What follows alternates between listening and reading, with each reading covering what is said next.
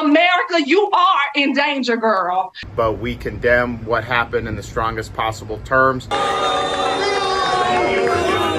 So don't get me started. What? Why are you pretending? Because, I don't want people to think I'm too normal. Not real. But again, you have a governor who cares more about pandering to a base of voters, not even caring about what's happening here in our state of Florida and the 8,000 educator shortage that we have, right? The property insurance crisis that we're dealing with, the rising rent cost. No, he wants to be vindictive to Black folks because it gives him points in poll numbers. That's what we're dealing with. America, you are in danger, girl. We must stop Ron DeSantis in his tracks. I am not an angry Black woman. I am a woman who is speaking truth to power to let you all know this man means us no good. And it is evident by what transpired here yesterday in Jacksonville, Florida. That was the voice of State Representative Angie Dixon, who was also in the park. She means that we have a governor in the state of Florida whose policies are fascistic. His policies are anti-Black. He is waging a war on Blackness, calling it a war on woke. There is an iconic photo of Representative Dixon standing behind Ron DeSantis as the crowd grieving because of this white supremacist terror. Duval greets Ron DeSantis with this type of greeting.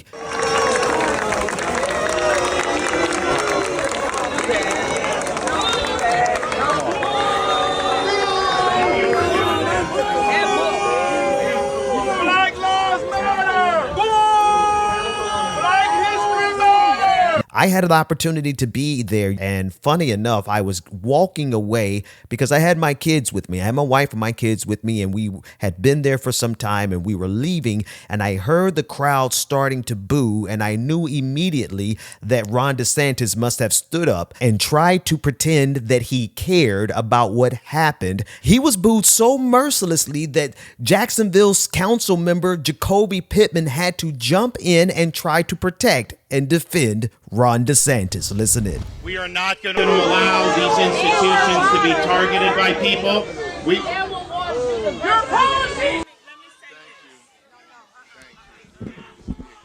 Okay, listen, y'all. Let me tell you, we finna put parties aside, cause it ain't about parties today. A bullet don't know a party, so don't get me started. Well, with all due respect to council member Jacoby Pittman, who was the organizer of the event, I want to pause and say that she organized a fabulous event. I was there.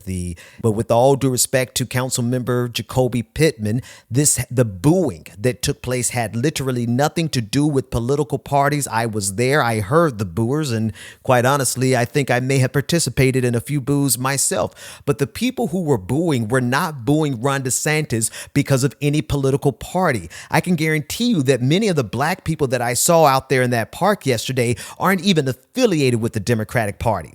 And I can guarantee you that some of the loudest voices in the audience, I sat there and watched, they were not screaming because he was a Republican. They were booing him. We were booing him because his policies are reflective of the same hatred that drove that shooter to do what he did at Dollar General. But I get it. You know, you had dignitaries there, and so you wanted to put your best foot forward, and you didn't want the audience to be rude.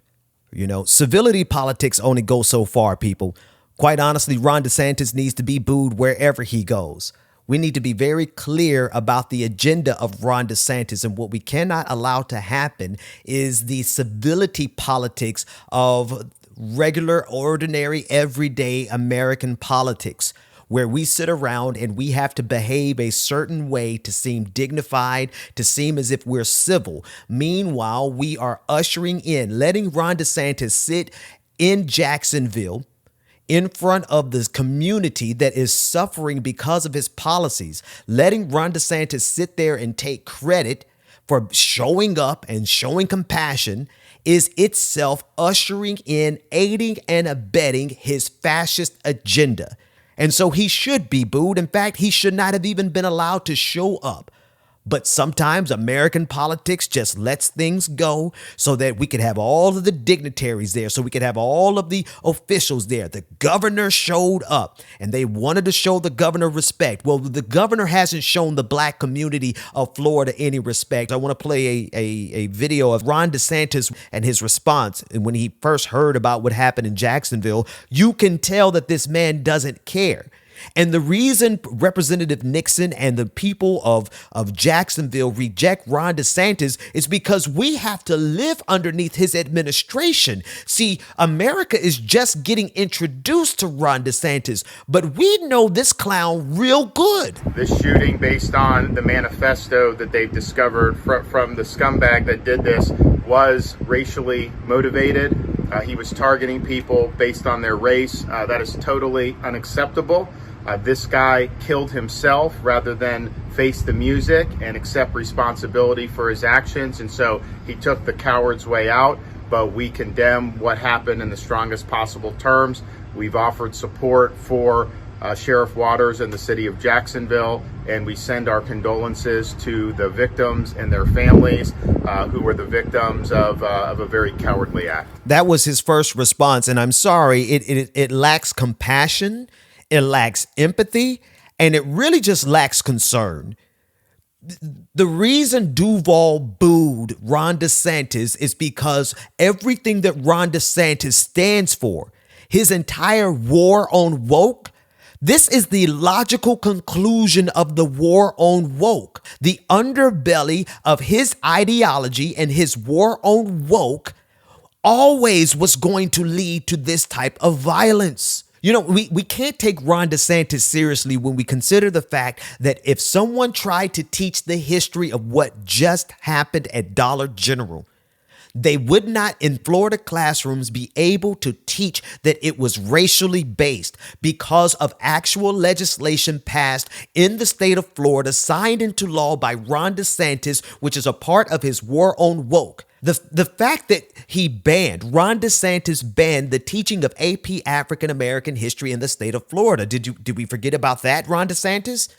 The fact that a part of his new curriculum, his revisionist history in the state of Florida that's being taught to middle school students is that there's some kind of benefit to slavery, to African Americans. Of course, Ron DeSantis was going to get booed in Duval because we know what he stands for. And just like Representative Nixon said, he's trying to bring this to all of the United States of America. He wants to be vindictive to black folks because it gives him points in poll numbers. That's what we're dealing with.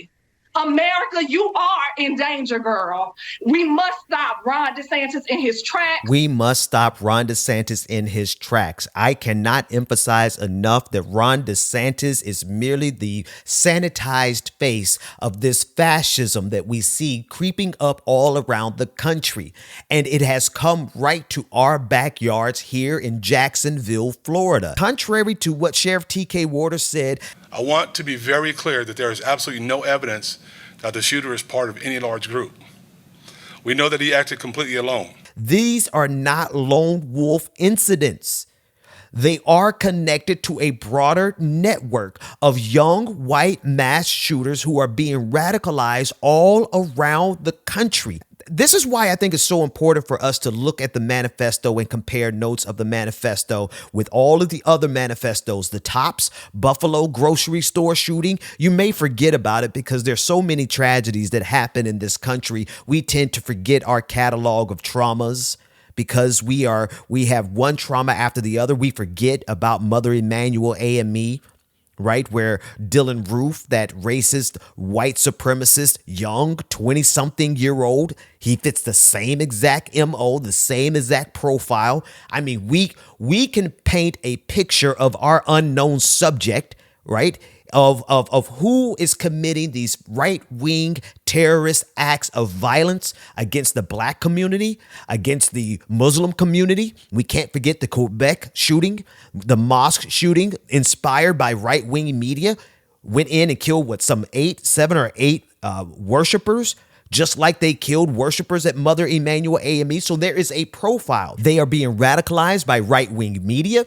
They are being radicalized by far right-wing evangelical preachers who are literally calling for violence. I don't know what we expected to come of this particular season in American history when there are evangelical pastors who are calling for literal violence and murder. Should we be surprised when we see it manifest in the real world? So I have to take issue with what Sheriff T.K. Warder said. And if we allow that narrative to seep in, if we allow that narrative to take control, then we are going to miss the interconnectivity of all of the mass shooters who struck black people specifically. The same exact MO of the shooter here in Jacksonville, Florida. They left manifestos. They left their nice homes in their predominantly white districts, and they intentionally targeted the blackest areas that they could get to, and they carried out their acts of violence. That is because there is a group of young white mass shooters who have been radicalized by right-wing media who believe that they are at war with black people. And no matter how much we try to pretend like everything is okay, the reality of it is that this is not over, because that ideology is still radicalizing young white men every day. What is that ideology specifically? It is the white replacement theory. It is the idea that white people are being replaced in this country. Therefore, they must go on the offensive to protect their majority status. It is a working theory that is passed on from Fox News all the way down to YouTubers. It is a prevailing theory of white replacement. It is a fear of white replacement, and it is white grievance. I want you to listen to this. This is what they're feeding themselves. Here's a clip of Candace Owens making it clear that she believes that the hardest thing to be in this country is a white, straight man. And I will stand by this as much as I possibly can, and I will be the loudest voice. The actually worst thing to be in this society, if one thing I would not want to be, is a straight white male. Yep. For some reason, that's considered problematic, right? You have to be something. So people lie. They're lying on college applications. They're like, okay, I'm white, but I'm also trans. And you're like, what? Why are you pretending? Because, I don't want people to think I'm too normal, right? And people, they're just trying to find something that makes them not white. Right. And it's really staggering to think that once upon a time, that is exactly what the experience was for a black American, that being a black American was so problematic that you weren't going to be allowed into the room. Now you have the exact same thing happening reverse, and you have liberals trying to convince you that that's equality. Yeah. It's not. See, that's mainstream conservative thought. It comes out of the mouth of Fox News, Tucker Carlson. It is all over conservative mainstream thought. They firmly believe that the most difficult thing to be in the United States of America is a white, straight man. And that is precisely the ideology that drove 21-year-old Ryan Palmetto to act out his racist act of terrorism against black people.